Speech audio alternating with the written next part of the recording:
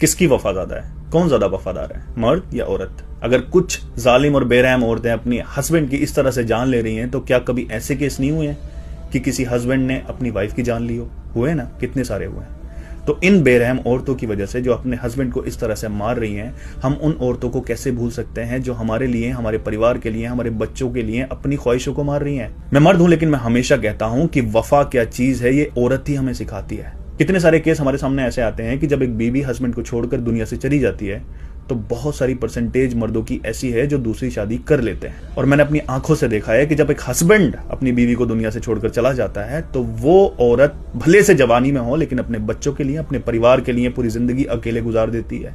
कितने सारे लोग बोल रहे हैं कि हम तो शादी नहीं करेंगे, अब तो शादी से डर लग रहा है, अब तो कुआरे ही रहेंगे। अरे भाई, रह लो कुआरे, लेकिन एक बात याद रखना, एक वक्त ऐसा आता है इस उम्र में कि वहां पर सिर्फ हमसफर साथ देता है। नो मैटर कि आप किस परिवार से बिलोंग करते हो, जो साथ आपका एक हमसफर दे देगा, जो हक आप उस पर जता दोगे, आप दुनिया में किसी पर नहीं जता पाओगे।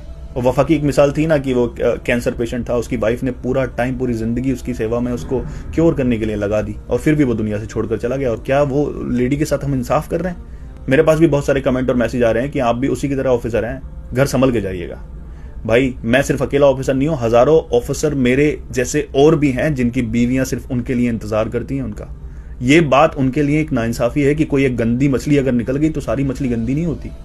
वो हमारे लिए जीती हैं, हमारे परिवार के लिए जीती हैं, हमारा इंतजार भी करती हैं, हमारे बच्चों को संभालती हैं। एक औरत ने अपने हस्बैंड को खत्म करके ड्रम में डाला है, तो हमें कोई हक नहीं बनता कि इतनी सारी बाकी औरतों की वफादारी और कुर्बानियों को मिट्टी में डाल दें।